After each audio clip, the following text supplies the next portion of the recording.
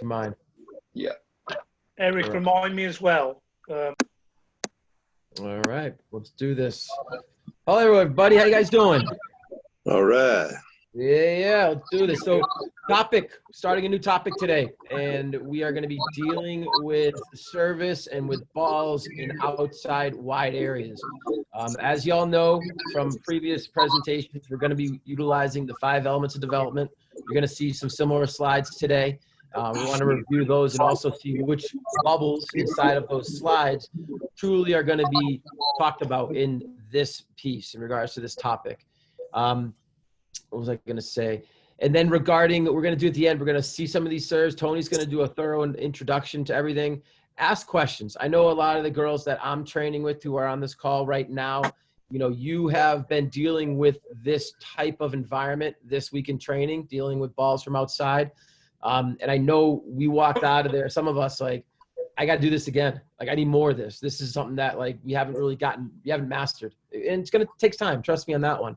At the same time, this presentation is going to reiterate a lot of the education that we talked about, that we were questioning and asking about and really diving deep into. And that's what this is for. This is a perfect, they kind of feed off of one another. I'm glad you guys are tuning in. But Tony, if we could, or Sam, excuse me, whoever's in control of the presentation, if you could pop that up there, please. Yep. So here we go. So I'm going to do it as a slideshow, guys. Okay, so just bear with me. Computer wants to play games. There we go. Okay, there we go.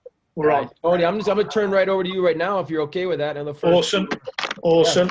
Yeah, great. Okay. Afternoon, everybody. Great to see you. Some good numbers today, so really pleased with that. Thanks for joining us. Yeah, so as Eric mentioned, we move on to a new topic this week. So we had conversations around, you know, what we wanted to sort of deliver for you guys, with you guys, because it is a collaboration between all of us. We have to remember that. It's a team effort, this, and it's working really well now. I think we've got, you know, a great system in the way we work, and long may that continue now. So I think everybody's getting more comfortable with it. So we've already done some in possession webinars around distribution. Our last set of webinars was out of possession, and we were working on 1v1s and through balls. So we've decided to stick with the out of possession, and we're going to look at the goalkeeper dealing with balls from wide areas and deep. Okay, and that's going to be the sort of theme that we're going to work to over the next few weeks. So what are we going to be looking at, guys? So hopefully by the time we finish this set of webinars, we haven't decided in terms of number what that's going to look like yet. Maybe 3, maybe 4, maybe 5, we don't know, but depends how much we can get in each week. So obviously, again, we're going to be looking at the goalkeeper in the modern game, the role of the goalkeeper out of possession, of course. We'll be looking at the decision-making processes when dealing with balls from wide areas and deep. We'll also look at footage, so like we normally do, and hopefully it will run smoothly. Sometimes we know it can be a little bit patchy, but you know, we'll try and get that to run as smoothly as possible. I think what we might do and not need to do is, if we do show you clips during the process, anybody has a problem with those, in other words, they don't show properly on your viewing, then we can send those to you to view at a later date. And we're going to be looking at the variety of areas or zones that the ball is delivered from, and how they're actually delivered into the danger area for the goalkeepers to have to make decisions around. Yes, we're going to see how it also links to the 5 elements of development.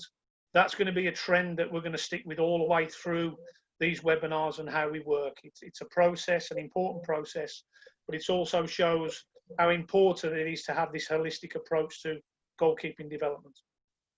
And of course, guys, we're going to have plenty of interactive breakout rooms, and we'll be able to have discussions around all the aspects and elements that we're talking about when we're doing our webinars. So in a nutshell, that's what we're going to be looking at. Today is, as I said, our introduction, and we're going to briefly give you some ideas around where we're heading with this, okay? So I think what's important, yeah, we've got goalkeepers coaches that have been with us through most of our journey so far, but we also have some newcomers. So I think it's important that we give you an idea of the kind of philosophy we're working from, and what supporting documentation we have to go along with that, because obviously people learn in different ways. It's important that we detail our philosophy in different ways and give you some structure and context to what we're actually talking about and what we're working from. So this is our out of possession philosophy. Just spend, 30 seconds or so having a look through that. I'm not going to repeat it. I'm not going to talk through it. Give yourself 30 seconds, and then we'll quickly move on to the next slide. So please just have a look at that now.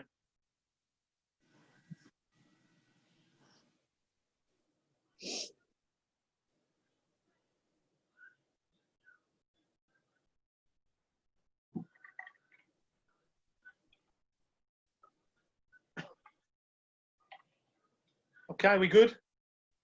Okay, so 5 or 6 bullet points there, just really detailing what our out of possession goalkeeping philosophy looks like. But of course, guys, that also must link in with the team philosophy for whatever team you work with.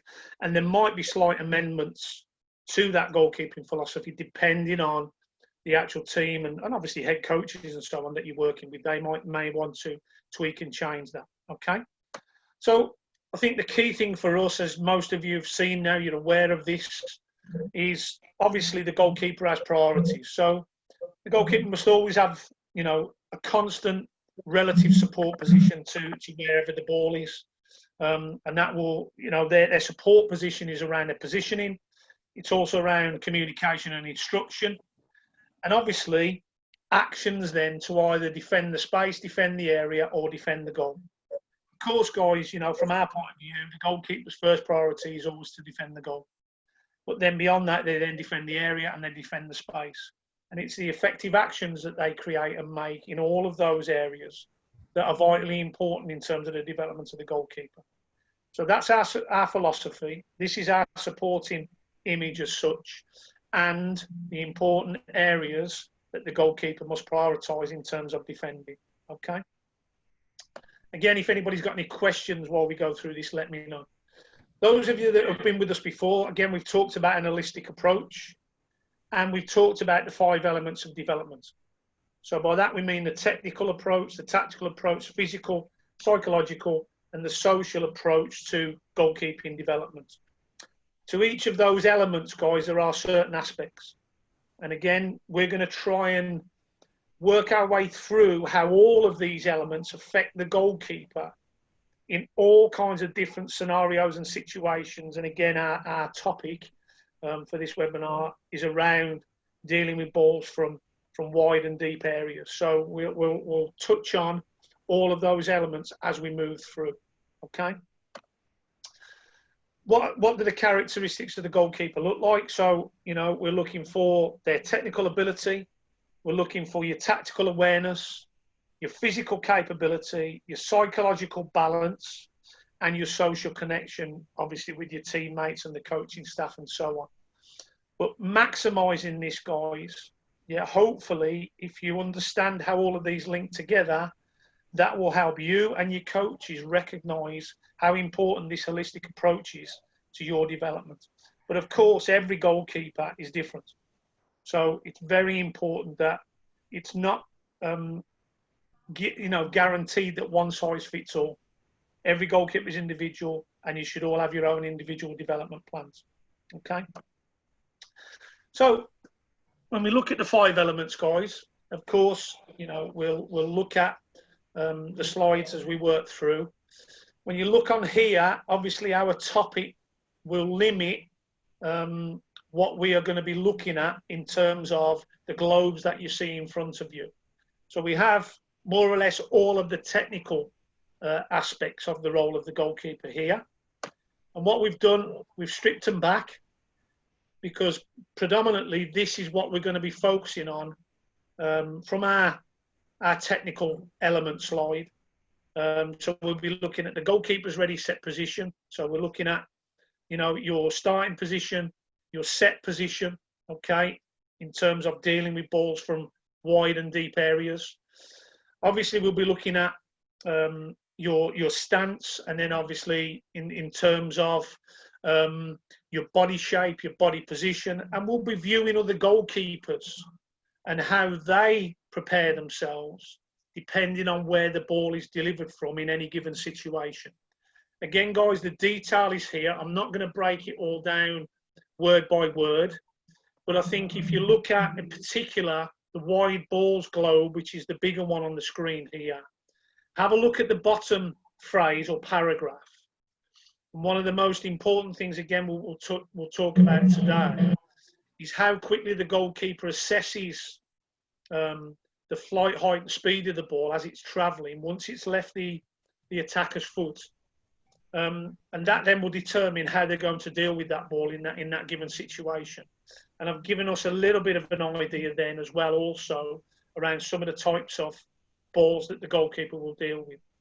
But also I think here, just a little note at the bottom there about the importance of that connection and understanding between goalkeeper and defenders in these situations. Okay? Coaches, anything from you on that? Are we okay to move forward? Well, we're okay. I'm ready to dive deep into this thing, man. But I know this is still the introduction, so this is great. Exactly. Yep. As I say, I don't want to give too much detail here, guys. This is just our intro, because we are going to really break into some real depth as we move forward over the coming weeks. Okay. So what I felt was important, guys. Again, when I'm working with goalkeepers as a coach, or when I'm working with coaches as a coach educator, there are certain processes that we work to. And obviously, if we are coaching or developing a coach, we need to give them a process and a way of working. So what I wanted to share with you here, guys, is some of the technical key detail that we would ask a coach to make sure that is delivered to the individuals they're working with when they're developing their goalkeeper across this topic. Now, this obviously, if you look at this, guys, I would like to think that most of you would see that this is very much in a logical order, okay? So it's not a mishmash of detail. And my view is when we're developing goalkeepers, it's very important that they understand the process that they go through when they're dealing with these situations. And I'd like to think that this is how you would process and prioritize the information that you're absorbing when you're in this situation. So we've already touched on your starting position relative to the ball and obviously the goal. And also that would be to your back line or the last defender. So that's very important as well. We've talked about your priorities. So from my point of view, defending the goal, defending the area. Then here it talks about your stance and your body language being positive. And at times it needs to be aggressive. You need to, and I'm not saying that that's an aggressiveness in terms of rage. It's about, having a positive, aggressive mindset and looking at the situation and in your mind before the ball's even been delivered, thinking, right, if this is coming into my area, I want to be dominant here and positive, and I want to go and get this ball if it's correct and possible for me to do so. Now, of course, guys, we can't do that until we assess the flight of the ball that's travelling in towards us. So when I say assess the flight, it's the height, the flight, and the speed of the ball. So we can't just say to you guys, assess the flight of the ball. Well, what am I assessing? Yeah, so the height that the ball's travelling in terms of, the height that it's off the ground as it's travelling towards me, or to an area that I want to attack. The flight of the ball, is it coming straight at me? Is it angled? Is it away from my body line? And then the speed of the ball. So how fast is it travelling towards me? That then will dictate how much time I've got to make the decisions necessary to go and deal with the ball. Okay? Decision making. Am I coming for the ball? Am I going to defend the goal? Okay? And again, you can only do that after you've assessed it. Communication. And again, we've talked about this, and we'll talk more about this on the social and psych side. It needs to be early, clear, loud, calm, and concise. Yeah? So quick, snappy words, and I've given you a couple of examples there. If you're coming for the ball, it's keepers. If you're not, it's away, because then your defenders have an idea that you're not coming to deal with it, that they need to go and deal with the ball. It's in their territory. You've given the responsibility to them. Sam, I know we were talking about the next one, late but quick movement to the ball. Yeah, and I think that's all around not being too edgy, not being too eager to want to go and win the ball, okay? Very important that you do those things beforehand. Give yourself time to assess the ball as it travels. Recognise the other contextual things that's happening around you, if you can, if you've got time, and you can see what's happening, player movement, number of bodies in the box, and so on and so forth. That will then determine when and how you move to the ball. But we suggest, if you can, making the movement light but fast towards the ball, because then you're arriving into the ball with momentum. That would then mean that you can actually use that momentum to move away from danger as you catch the ball. Not always possible. We understand that. Sometimes you may get caught, already in position where you need to leap off 2 feet. And that, there's lots of variables around that would make that a good or a not so good thing. And again, we'll talk about those as we go through the webinars. Again, guys, not going to break down all of these. Just wanted to start off seeing how, even with the simplest bit of detail there, we can really break this down and start to give you real depth of detail around some key aspects of this situation. Okay? Coaches, if you're all right, I'll quickly move on now. Yeah, because we will come back to this and talk more in depth around all of this detail as we go on. Okay?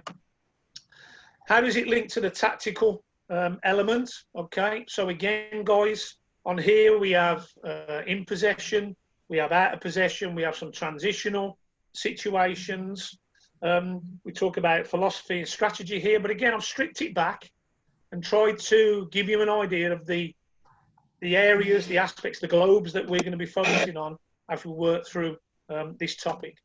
So from our point of view, I've taken away the game management one, but I think that would probably come more as an after situation once we've dealt with the ball from that wide area.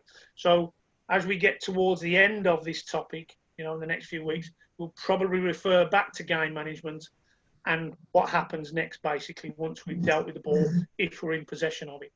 So I've left in here, our terminology out of possession. We're looking at our support positions out of possession. We're looking at transitions, because that will happen quickly in the game. And that's what gives us the context to each individual situation, okay? Do we have the ball, we lose it, and the cross comes in?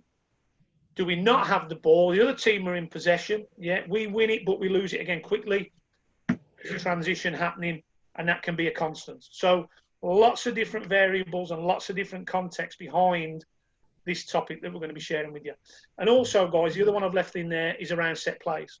So obviously, we are going to be looking at delivery from set plays, obviously out of possession, and we'll look at corners and free kicks and so on. The other thing we might have to look at, of course, is long throw-ins. Because if a long throw comes into the box, then obviously that might be deemed as a ball from a wide area, and then the goalkeeper may have to deal with that. Okay, so that might be something we have to look at further down the line. Okay, so a very important image here, guys, and I think our terminology and the way we describe things to you, we want you to be able to link what information we share with you, the footage that we share with you, how we use that terminology as we travel through this topic is very important. So what I've tried to do for you, everybody, is give you an idea of where the ball is delivered from and what we term those zones as, those areas. So if you look at the top here, from 1 to 6, I've put a quick descriptive of where the ball will be delivered from and how we term that. But I've also linked it to the numbers on the image. So for instance, if you look at number 1, it's a ball from deep. So again, that's the ball that's furthest away from the goal, and that can be wide or central. But literally that is a ball delivered from quite a distance from goal. And I've shown you there on the image. If you look at the goal area marked in red, we're now working from sort of halfway line. And just to give you an idea, probably around about 30, 35 yards from goal, okay? That would be the line, the cut-off line. And again, there are variables in that. It's not written in stone, but I'm just trying to give you a rough idea of the areas, the zones where the ball might be delivered from. Zone 2 would be an angled delivery. So again, kind of from the corner of the box out towards the sideline. Zone 3 would be a lifted ball, a high ball into the area from central. That's zone 3. Okay, zone 4 is very wide. Okay, so we're now sort of looking and working down the side of the box, but in a very wide area. Zone 5 is where now we're sort of in a wide area, but closer to the edge of the box. So we'd term that as being a narrow delivery, yeah. And then the final one, obviously, is from an area sort of from 6-yard line to goal line and out towards that wide zone area, okay? And we call that deliveries from the byline, okay? So try to give you an idea the terminology we're going to use. So if we show you clips, footage, or we give you written information or text, or we show you session plans and so on, you'll always be able to refer back to this image and understand where the ball is being delivered from zonally because you've already seen it in this image. Again, coaches, anything from you?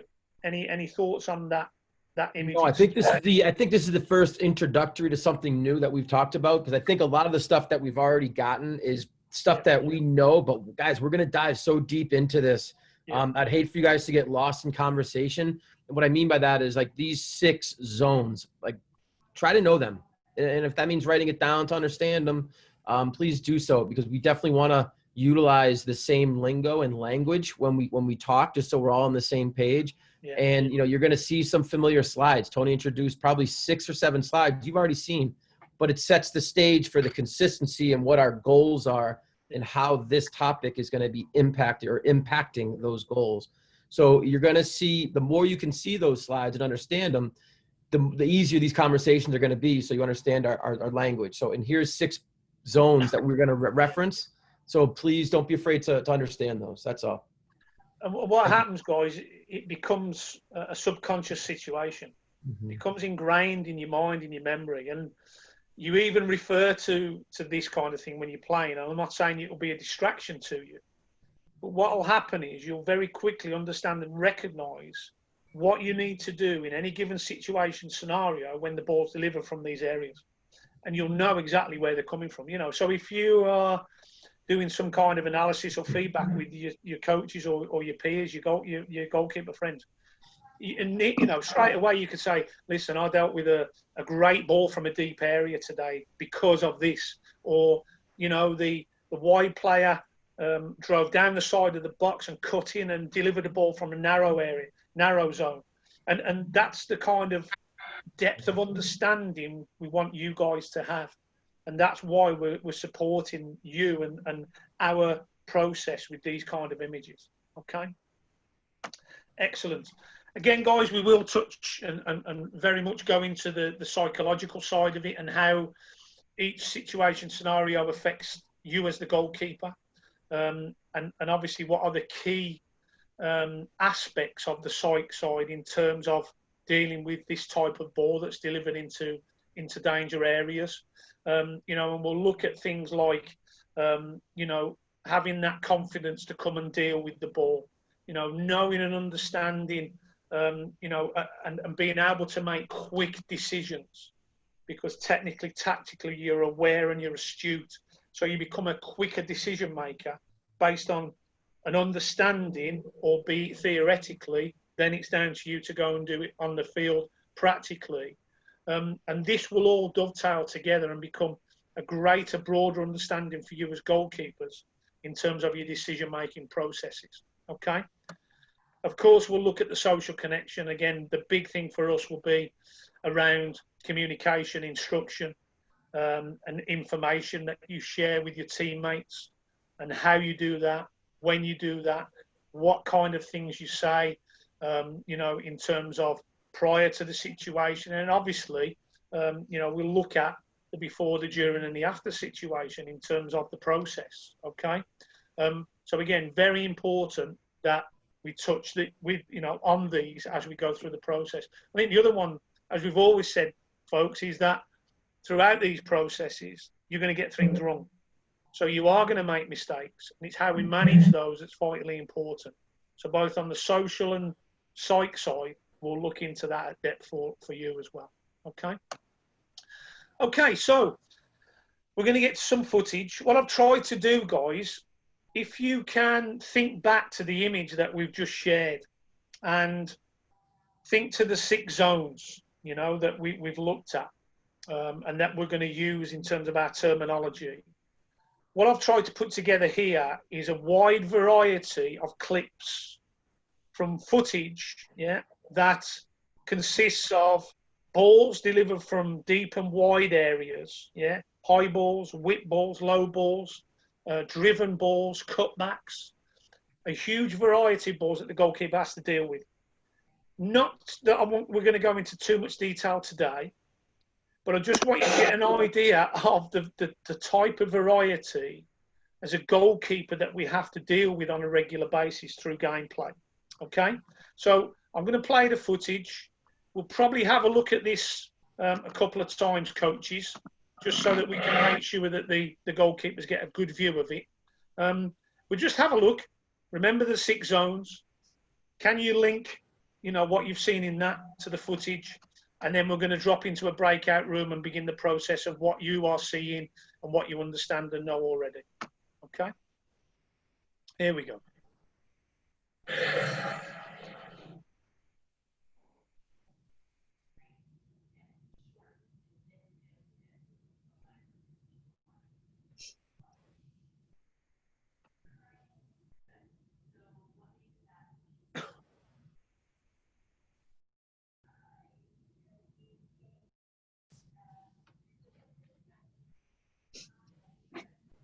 Lots and lots of different decision-making processes for the goalkeepers, folks. I was actually thinking to myself, Tony, like what would you guys be doing right now in these situations in your games? And I'm not looking for you guys to give answers to this, but think about it. You know, how would you be dealing with this? Yeah. Would you have that bravery, courage to be coming out for that? Is something that we need to work on? Yeah.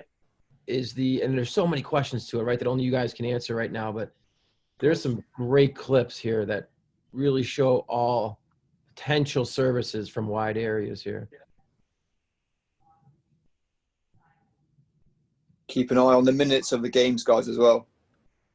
Yeah. Do you want to have another quick look, guys? Or are you okay with that? Can you do one more? Do you mind, Tony? Yeah, let's do one more. Okay. So again, a good visual for you, everybody. Again, think of our 6 zones. You know, look at that one. How he dug that ball out and sort of dinked it towards the far post. Goalkeeper deciding to punch. Ask yourself the question, why? Yeah. Look at this one. Was it clean? No, but he stopped the opposition getting next contact in the box. Again, another punch. Look at that delivery. How troublesome was that for the goalkeeper? Was it the right thing? Was it not? Again, there's that decisiveness, that courage, that bravery to go, yes, that's my ball, I'm going. Making the decision, and away he goes. Look at this one, first time. So is the goalkeeper prepared and ready always for that first time ball from that wide area? Yeah. Bunched in, yeah, blocked in, but somehow finds a path, finds a way through to go and catch cleanly. Dominant goalkeeping, yeah. And again, just imagine the effect that has on his teammates. Agree. And even like all the catches that these goalkeepers are performing, even the boxes, Yeah. because they're getting them and collecting them over the head, they're not in contact with the opposition or their own players. It's when the ball, they try catching it in a basket or near their face, where now you're inviting people into your territory. So of course, you see they're up here making that catch and no one's touching them. So the higher you can get it, you know, the less conversation, the less compact you're going to be, and the less you're going to be bumping into others. And I just want to put this one on, guys, just this one here. And again, a little bit of detail. Again, today we're not going into too much, but I just want you to focus on the goalkeeper. I need you to kind of have your chameleon eyes on the screen if you can, because you need one eye on the delivery, but you also need another eye on the goalkeeper. Now watch, this is obviously Kasper Schmeichel from Leicester. Have a look at how he adjusts very quickly as the ball moves. And we talk about, you know, that support position, that tactical awareness, that before part in terms of before, the during, the after. that little adjustment, just because the ball's moved, he now needs to move and change his position slightly. Have a look at his body shape, yeah? And then have a look at how he just quickly adjusts as the ball moves from where it is now, with the player just outside the side of the box, to the player in the wide area to deliver. Have a look. There it is. Little adjustment. Now imagine he hadn't moved there, yeah? And again, I just want to go back to that. But try and get in your mind, this will just go through. Try and get in your mind, guys. It's the next one that comes up. How many of you would have went to the near post? Yeah. So try and get in your mind. Look where he is now. Yeah. Now, when that ball is actually in the 6-yard box and the opposing player, yeah, is trying to get a contact on the ball, if he hadn't have moved from that position, he may not have got clean contact on the ball to catch it. The attacking player may have got there first. Just watch. Just imagine he'd have stayed where he was. The attacking player may have got first contact on that ball and got ahead of him. And that's the importance of that, even just that slight movement to readjust as the ball gets set back into a new position relative to where the ball is. Yeah. I feel most people in that situation, most younger goalkeepers, have been programmed to go to that near post and almost hug that near post when that ball's close to the byline. And you see there that that's not necessarily the case, because you can still make that save. So you're cheating a lot, but at the same time, freeze it right when he makes the adjustment, Tony, if you could. Yeah. So he gets out to the adjustment and then here's the initial, that's his initial position. Yeah. Now, I'm going to slow-mo it. Good. Now, as the ball goes back, look, he's on the move. He's moved what? A foot and a half? Yeah. Now, as the ball travels, now he's made another step. Look. Can you keep that right there for a second? Yep. If I believe a lot of people would go to that near post on this, and here's what you have to realize: if that person shoots, can you get to that near post? Like, that's what you have to be asking yourself, instead of playing that angle. Like, the ball line right now is right on the near post. So I can understand the reasoning behind it from a younger goalkeeper's perspective. Yeah. But doing the opposite, knowing that he has to go through that defender to get to the near post for a shot, but also knowing how quick he is and he knows his abilities to get back to that, he cheats out. And I think when we talk about cheating, it's in situations like this where it's really apparent. So we'll talk more. We'll dive deep in this, I know. But just a quick, I want you guys to think about what your movements would have been in something like this. But I think what's also important here, Eric, and this is the depth of detail we want to share with our keepers. You look at this now, I'm slow-moing it. So as that ball gets played back, he starts to make his movement into that more central 6 area, yeah? Or towards the middle of the goal, yeah? Now, he gets a position, but what happens is the defender pressures the ball and he can't see it now, yeah? So this is really brave because he's recognised to see the ball now because the defender's putting pressure on it. He's now had to take another step towards the 6, if that makes sense, yeah? And again, if he hadn't have been brave and made that movement, he may not have secured the ball. I don't think he would have. I think that forward may even have gotten that first touch on it, truthfully. And that's the fine lines, guys. That's the importance of that recognition and understanding of what's happening around you, that awareness to have your body towards, an open body shape so you can see where the ball is, but you also have an awareness of what's happening from the side of you. And we're going to talk more about body shape, body position, depending on where the ball is and so on as we go through our process. But even in just that one clip, look how much we've broken down into detail. One small situation, how that must affect you as a goalkeeper. Slightest movement to the ball, readjustment. Recognition and understanding of what's happening around you, perception and awareness. Hugely important, yeah? Okay? And then, of course, guys, as part of our process, we'll look at the physical element of development and how dealing with balls from wide and deep areas. And again, we can link a lot of these into you know, the work that we're going to go into. Again, we're not going to go into too much depth now, but again, we just want to ingrain these in your mind so that it becomes second nature and a subconscious thing that you always relate to and are able to relate to and bring together when you're thinking about your holistic development. Okay. So if I stop the share now, Sam. Yeah. Yeah, you've got it back. Yep. We're going to go into the breakout room. Yep. And what I want to do, guys, and really it's not a test, and this may be something that the coaches have to drive a little bit, because again, it also gives us a little bit of awareness of what you know, what you understand, what you recognise, and what you've been taught up to now, of course. So what I want you to discuss in your groups, we've given you some detail there, what may affect the goalkeeper's starting position when dealing with a ball from a deep, wide area, and also how this type of action links to the 5 elements of development. I'm kind of more keen to get more of a rounded idea of what affects the goalkeeper in terms of their starting position, support position. But also then, as I said to you, working across those 5 elements, how does it all link together? What are some of the considerations we think about as goalkeepers? It's not just one line of approach and one way of thinking. Okay? Coaches have been primed. So, Sam, it's over to you. And then we can go to the breakout rooms. We'll see you in what, 10 minutes? Yeah, maybe even less, guys, if the conversation's going all right. Cool. I'm almost thinking, can we do like 5 or 7? Cool. Go ahead. Yeah. Go ahead. Let's get them going early. Yep. Over to you, Sam. Yep. No worries, guys.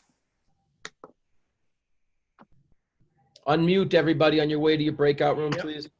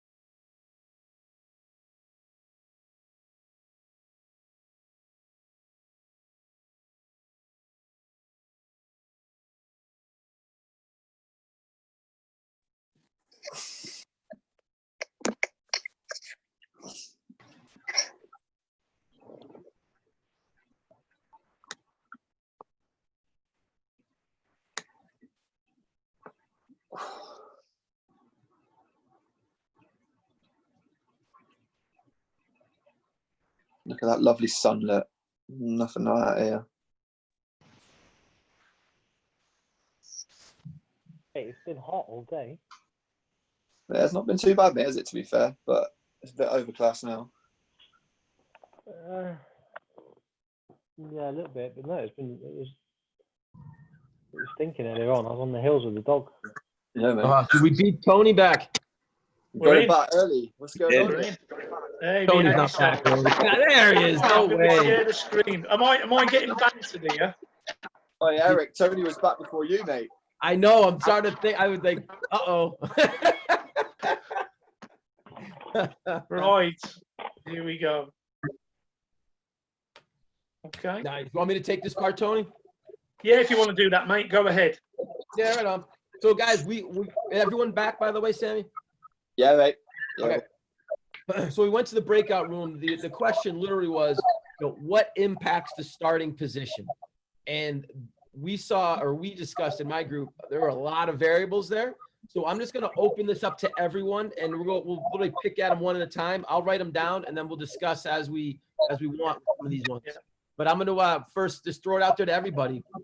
What are some of the variables that you guys are thinking about? Like, what would affect our set position? Yep. One of the things we were talking about in my group was like the condition or like the weather that was going on. Weather, good, okay. Or it could be like the type of field you're on, like if you're on a grass field or a turf field. Good. Are you suggesting the environment there, Ash? Yes. Right, so environment. Awesome. Go ahead, Ek. Yeah. Give me another one, everybody. So in my group, I talked about like who's in the box. Like it depends on where your defenders are and where the attackers are coming. Good. Keep going. Okay, yeah, we'll come back to these, but let's just list them for now. Keep going with others. Allie Hughes, I'm staring at you, girl. Where the ball is, like if it's wide or if it's central. Good. Nice. Awesome. The first step, no step. Love it. What was that one? First step, no step. Right, got you. Okay.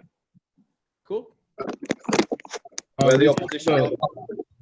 We talked about what foot the attacking player was using. Say that one more time. I didn't catch it. What foot the attacking player was using, so like whether they're right or left-footed. What's that going to tell you? What's that going to help you with? Whether it's an in-swing or an out-swing, how deep Perfect. or where the ball is going. Nice, Awesome. Josh. Good. Who else do we have there? I have a couple names I'm going to get ready to start asking you about. Miss Hannah, Charlie, talk to me. Karen, Alexia. I was saying with the in-swing and outswing, the link up to that is that if it's an outswing, you can be more aggressive with your line. And if it's an in-swing, you got to kind of stay closer to your goal line. Awesome. Well said. Well said. Swinger, out swinger. Good. Yeah. Hannah. Hannah, you're on mute. Hannah, yeah. there you So go. I was in Ashley's group and we discussed the positioning. So depending on which of the numbers you are, like on the field, wherever the ball is, you have to be positioned open towards it. So you can't be like cheating towards the ball and like being away from the ball. Explain that one a little bit more.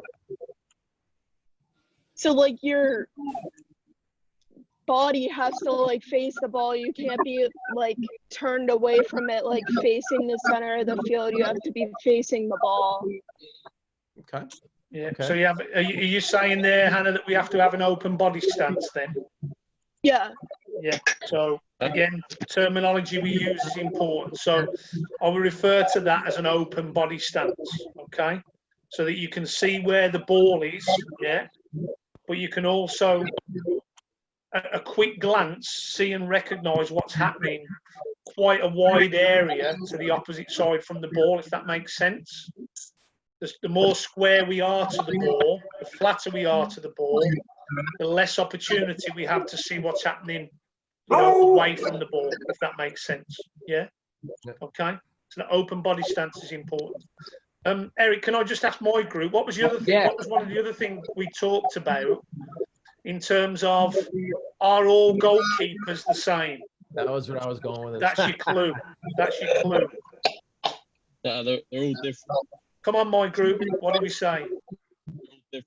Some are stronger, some Somebody answering there. Yeah, Charlie's Yeah. talking. Yeah, go on, Charles. I can't hear you, mate. You broke up. I was saying that some people are obviously stronger, some are taller, I'm struggling No. with that one too. That's a bad signal. Yeah. Does anybody else from my group want to answer that? My group too. You jumped in on that. You know the answer. We to that were question. talking about how like the different height and like the different like how high the goalkeeper can like jump will affect how aggressive they are. Brilliant. Agreed, Ali. Your physical makeup can determine, whether you're going to be a dominant goalkeeper or whether you're going to be a line goalkeeper and just defend the goal.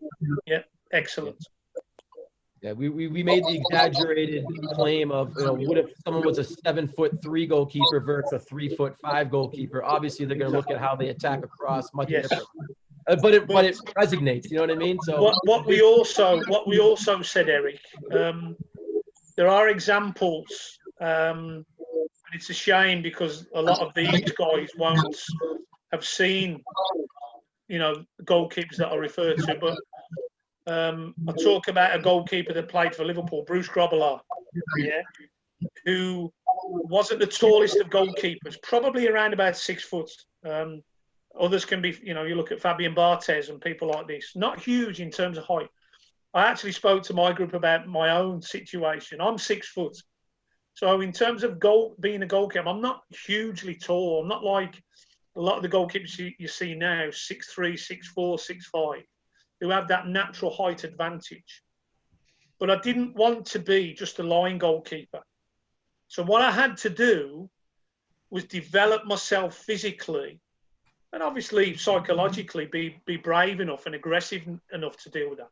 But definitely physically to be able to produce enough spring, power, strength. Even though I wasn't the tallest, I'd still feel comfortable going and challenging a 6'2", 3, 4 player for a high ball as I would for a 6 foot player. Purely and simply because I hadn't got the height, but I didn't let it stop me.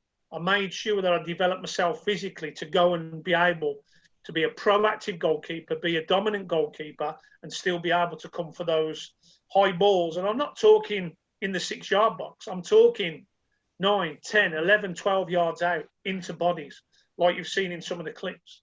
But having the physical capability by building that, not naturally being tall, but also having that psychological balance and bravery to go and deal with them.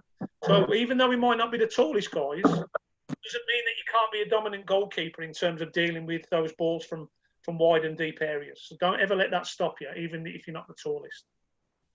Tony, let me elaborate on. I'm going to continue with that because my group, I'm actually going to, Audrey and Rowan, I'm going to totally put you two on the spot right now. What does something like that in the 46th minute, right? We're in 2 minutes of stoppage time in the first half, 1-1, and we come out for a ball. We take it down 10, 12 yards out. From a psychological standpoint, forget us. What's it do for our teammates? Brings up the confidence. Why? Of the team. Because it showed that you were confident going out and getting the ball and like that you have confidence in yourself. Absolutely. And what might it do to the opponent? Rowan, no, Audrey, you're doing great. Let's get Rowan over here. Rowan, what might it do to the opponent? Seriously. It might show them that you have more confidence than like the striker that's coming after you, so they might get a little bit timid. So they know next time that they come up against you that you'll have a better chance of winning the ball than they will. Absolutely. talk a little smack. Out of my box, that ain't working. That ain't gonna work. Try something else. Talk about that one at halftime, right?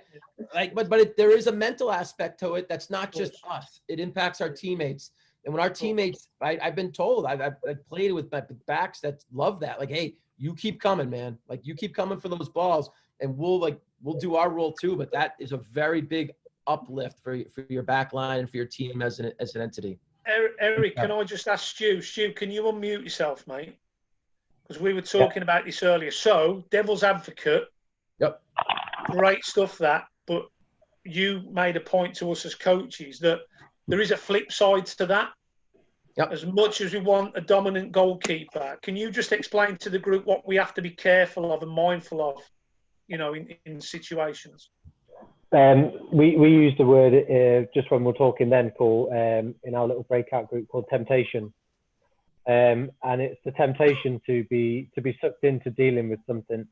So you may have made a good save, you may have tipped the ball over the bar, round the post, you become confident. Resulting corner, you may get sucked into dealing with the corner and believe you can affect it.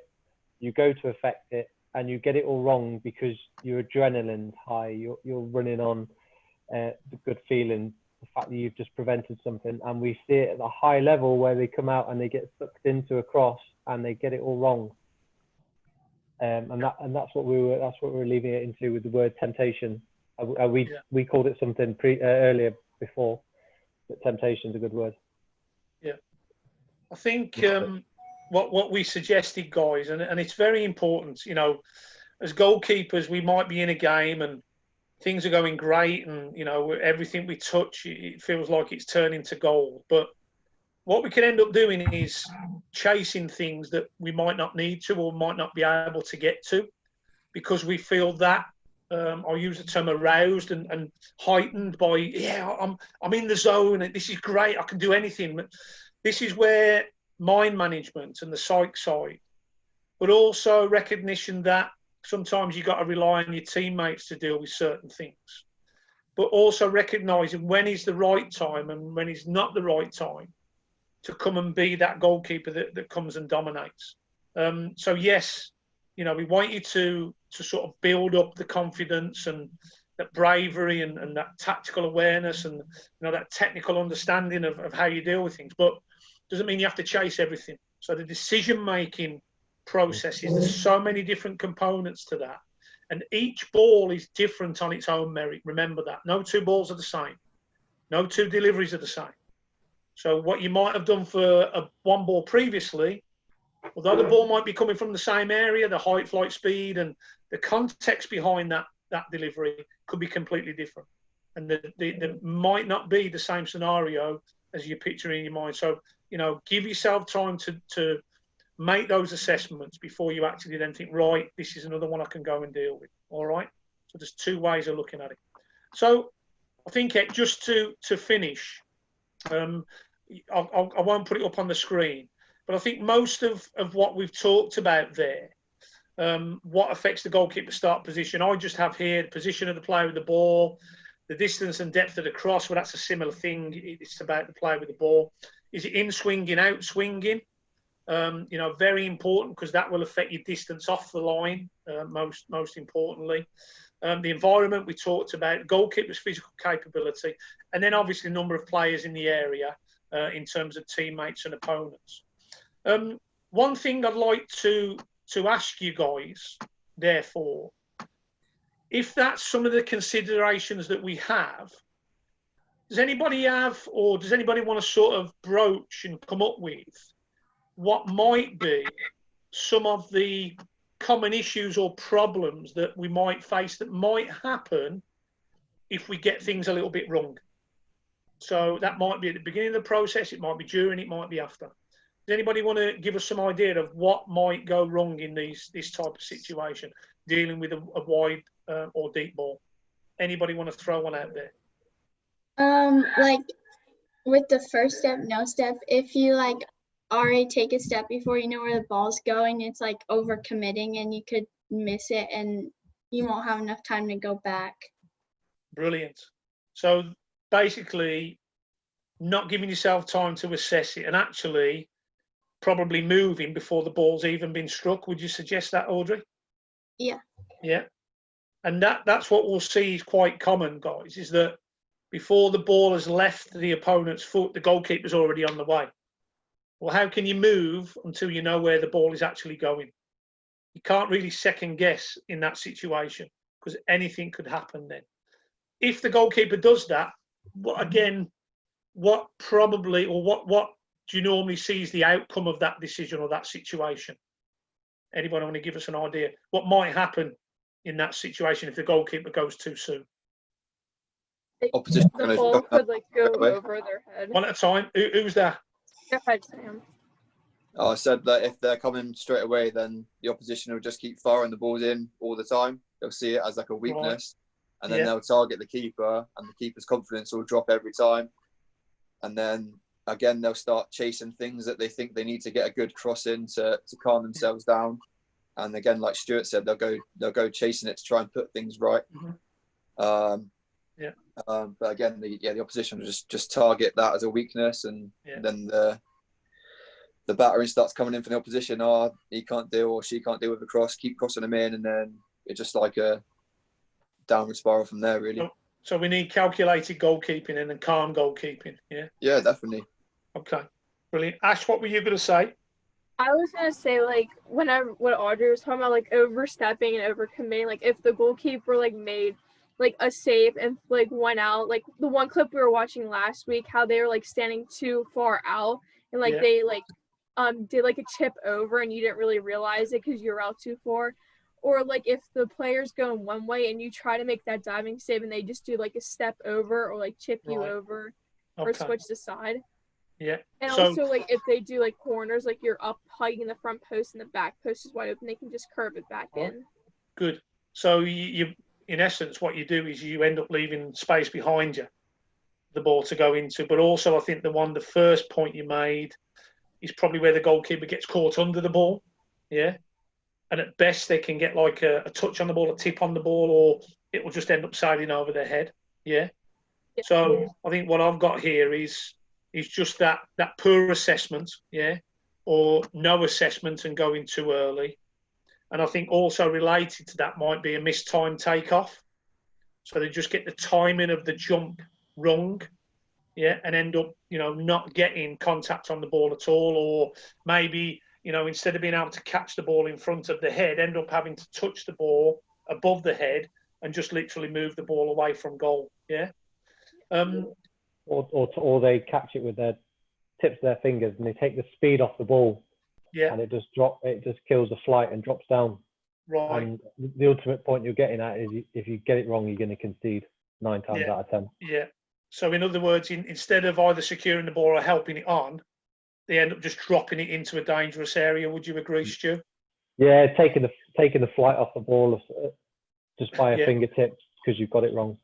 Yeah, excellent. What about the decision to catch the punch? Can we get that wrong sometimes? Yeah. What's our first priority? What do we want to think about doing? On balls coming into the box there. What's our first job if we can? Securing the ball. Yeah, secure it. Catch the ball. It's in our hands. Opposition can't score. They can't get it. Then we can think about what next. So that's very important. As not a last resort, but the other option we have is to punch. Yeah? What might determine then? Again, it's probably not so much an issue, but the decision-making processes between catching and punching are important.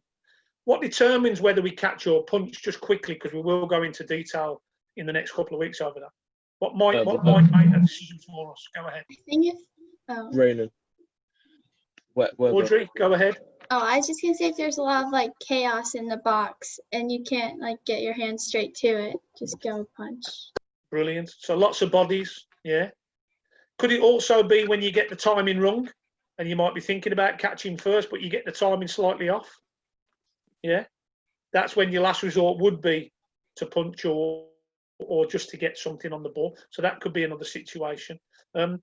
Anything else? How many, when we think about the takeoff, guys, generally, when we're being coached, how many feet would we want to take off with? 1 or 2? Take off with 1 foot. Why would we suggest that, guys? Why do we prefer that if we can? Other leg for protection. Yeah. What else? Drive. Kev, I can see you moving your arms. You're like a puppeteer. Tell us. Go on, go. What's your thought? You're on mute. We need to hear you.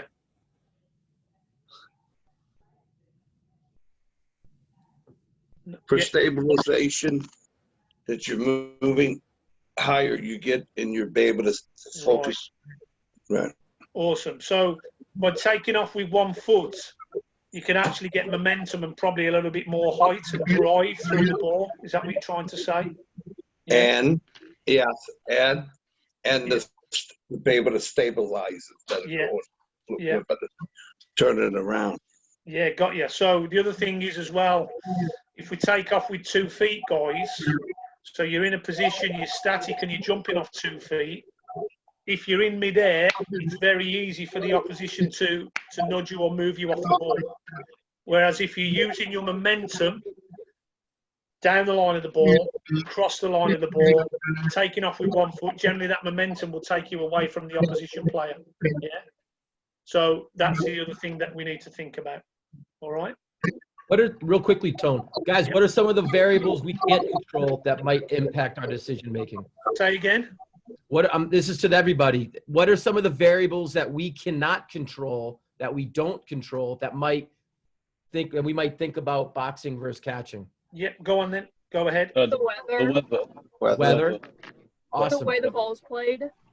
Good. The sun, the weather. So there are things that, and those, I call those pre-match notice. Like, you got to notice that pre-match. So before, when you're in your warm-up, those are things you got to think about. First half, sun here, wind. All those are going to have variables on how services are coming in and how you deal with them. So understanding those variables before the whistle even blows to start the match, I think is important. And those might change throughout the match, by the way. But anyway, just keep those in mind as well. Of course. Nice. Okay, so Eric, Sam, I think I'm really happy with that now. Yeah, me too. I think really now, guys, a great icebreaker in terms of our new topic. Great conversation in the breakout rooms. We've given you some little bits of depth of detail. But I just want to finish today by sharing with you what we're going to be looking at in terms of next week and the weeks to come. So we'll be looking at the breakdown of the delivery from each of the 6 zones. We'll be observing and discussing different types of delivery into the danger areas. We'll be looking at set play delivery into those danger areas. We'll have discussions around the technical and tactical detail of dealing with deep, wide and high balls. And of course, we'll talk about the understanding of when, why and how to catch your punch. Yeah? Everybody okay with that? From my point of view, loads and loads of depth to this topic, guys. And again, like I've said, Eric, as always, we will share these presentations with our goalkeepers and coaches if they want to look at these and refer back to them at a later date. No issue with that. If anybody wants it, I'm more than happy to share that. But from my point of view, mission accomplished today. Great start to a new topic. Loads and loads to come. Really excited by what's to come in the next few weeks. Yeah, and one thing I want to say just to end with from my end is with services from wide areas, this was probably just introduced to most goalkeepers at the ages of 13, maybe 14. So just because of the way the game's played up until that point, like some at a younger age, you don't have the physical strength to put a long service to clip a ball in. But as you hit that, 12, 13, 14, all of a sudden it's introduced to you. So even though you are like 15, 16-year-old goalkeeper and your technical stuff is fantastic, this is still something that's not only relatively new, it's still probably very difficult to deal with because you probably don't see them a lot in the game. When you do see them, you're learning on the fly. So I feel that this type of education is really helpful for the goalkeeper in those age groups because it's still a new topic to you. And we can teach, and hopefully you guys can learn just through these types of conversations, through video clips and analysis. So, please understand that this is something that I feel the deep dive is absolutely needed with a lot of players, a lot of goalkeepers. Awesome. Eric, what I'd like to say there, again, we will be sharing some session ideas, practice ideas obviously for you coaches, but also for you goalkeepers. And I'm just going to shoot from the hip here, Rick, Sam, if you don't mind. You know what I'd love towards the end of this topic is that we could have maybe a little bit of not a competition, but just a task for you guys. Simply, when we finish this topic, go away and design a practice that would help you as goalkeepers develop this side of your game. And we can give you some idea of what you would have at your disposal in terms of design, in terms of players and equipment and so on and so forth.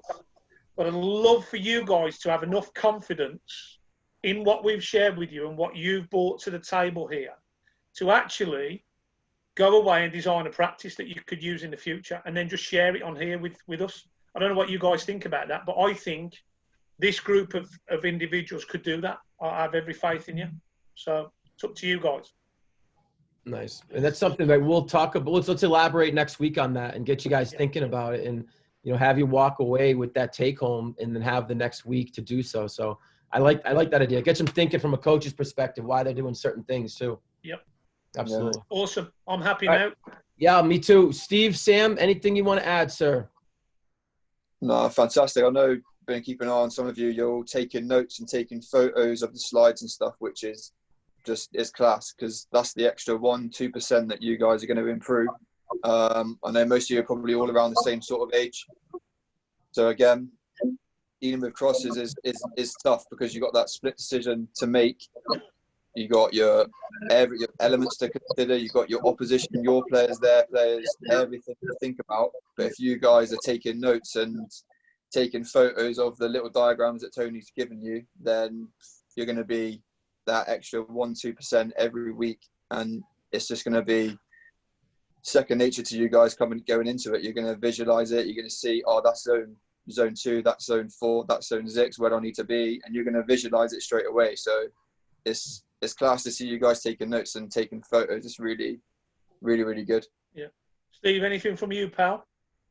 No, Sam said it extremely well. I think going back and even rewatching these videos is another tool that you guys can use. Yeah.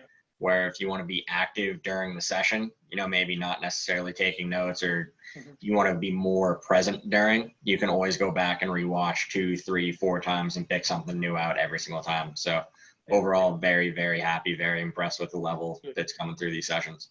And there is going to be a lot more coming. Yeah. Yeah. And for those that don't know, all these are recorded and housed at GK Icon Academies USA on YouTube. So that's GK Icon Academies USA on YouTube. Actually, we were just sitting home, my wife and I, watching an episode or two the other night. It was pretty interesting seeing yourself on the big screen. It's a different experience. Awesome. All right, guys. Well, with that, I'm going to end the recording. Stay on. Don't go anywhere just yet. I know Tony wants to speak about something. But, guys, thank you, and we'll see you all next week.